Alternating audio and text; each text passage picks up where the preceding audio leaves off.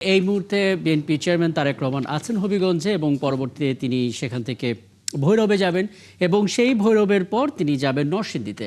কাজে নরসিংদীর পৌর পার্ক এলাকার খবরটা আমরা নিতে চাই। সেখান থেকে যুক্ত হচ্ছে সহকর্মী সাজিদ সরকার।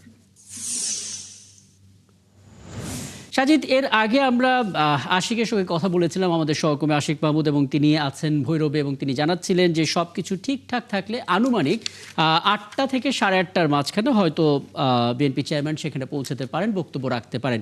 সেই হিসেবে নরসিংদীতে এসে এখানে বক্তব্য দিতে কেমন সময় লাগতে পারে কোনো ধারণা করতে পারেন কিনা, এবং সাধারণ মানুষের উপস্থিতি উচ্ছ্বাস সেই খবরটা একটু জেনে নিতে চাই সাজিদ।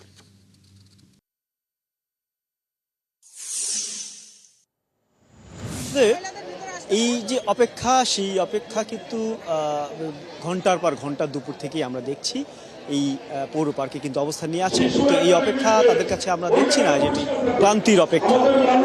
ঘন্টার পর ঘন্টা দাঁড়িয়ে থাকতে হবে, সেটি হয়তো 9টা থেকে 10টা 11টা বেজে যেতে পারে। কিন্তু তারপরেও এই যে যারা এসছেন, শুধুমাত্র যে বিএনপি দলীয় নেতাকর্মী শুধু তাই নয়, আশপাশের বিভিন্ন শ্রেণী পেশার মানুষ কিন্তু এসে উপস্থিত হতে শুরু করেছেন।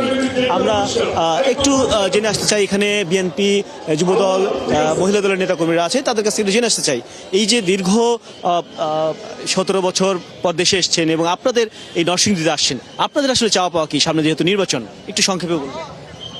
বিসমিল্লাহির রহমানির রহিম। প্রথমে ধন্যবাদ জানাচ্ছি আপনাদেরকে, 71 টিভিকে। দীর্ঘ 17 বছর পর নেতা নরসিংদীতে আসছে। নরসিংদী জেলার 5টা আসন সহ সমস্ত নরসিংদীবাসী দল মত নির্বিশেষে সবাই খুবই খুশি এবং আনন্দিত।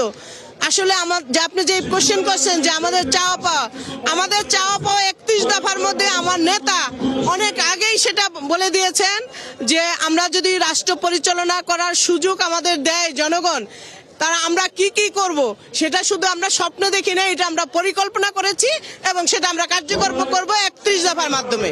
ধন্যবাদ। আমরা দেখছি শহর যুবদল আহ্বায়ক রয়েছেন চৌধুরী শামীম, আপনি একটু বলবেন সকাল থেকে মানুষজন এসেছেন, কেমন আশা দেখছেন, মানে কত লক্ষ মানুষ হতে পারে আপনাদের এই নরসিংদীর?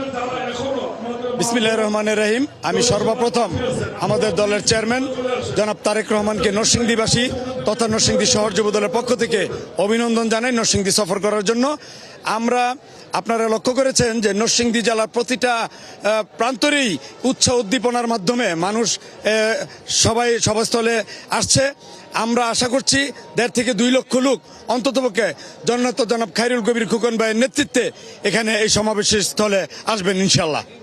ধন্যবাদ। আমরা কথা বলছিলাম সহ যুবদল আহ্বায়ক, মহিলা দলের নেতাকর্মী সহ কিন্তু সাধারণ মানুষের অবস্থানও কিন্তু এখানে কম নয়। তারা কিন্তু দুপুর থেকেই আসছেন এবং আমরা দেখছি যে সেটি নৌপথ থেকে শুরু করে সড়কপথ বিভিন্নভাবে কিন্তু তারা সমাবেশ স্থলে এসে উপস্থিত হচ্ছেন। হয়তো বা এখানে পৌঁছাতে 10টা থেকে 11টা বেজে যেতে পারে। তারপরে কিন্তু মানুষের অপেক্ষা, সেই অপেক্ষা কিন্তু শেষ নয়, কারণ একবারের জন্য তারা তারেক রহমানকে দেখবেন এবং তার মুখ থেকে তারা আগামীর বার্তা শুনবেন নরসিংদীবাসীর জন্য।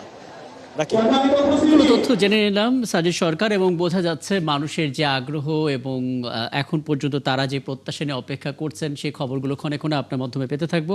আশা করি পরবর্তীতে আরও কথা হবে আপনার সঙ্গে। সহকর্মী সাজিদ সরকার যুক্ত হয়েছিলেন নরসিংদীর পৌর পার্ক এলাকা থেকে।